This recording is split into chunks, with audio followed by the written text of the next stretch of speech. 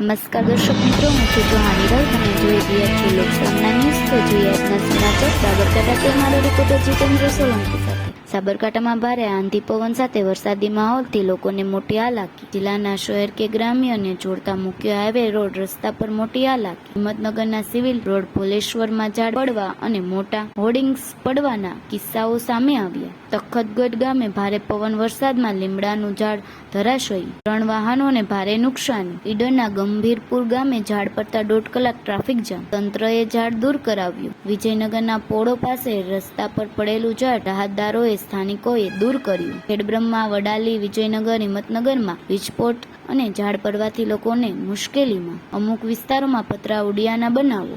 અનેક ઝાડ ધરાશયી થવાની નુકસાની. ઊભા પાકને નુકસાની થવાની પણ ભીતિ. ખેડૂતોને ચિંતિત. જાનહાનિના હાલમાં કોઈ સમાચાર પ્રાપ્ત થયા નથી. જિલ્લા તંત્ર હરકતમાં આવતા ઝાડ કાપીને કરવા માટેના પ્રયત્નો શરૂ કરવામાં આવ્યા છે. તો ફરી મળીશું એક નવા સમાચાર સાથે. ત્યાં સુધી જોતા રહો લોકસામના ન્યૂઝ.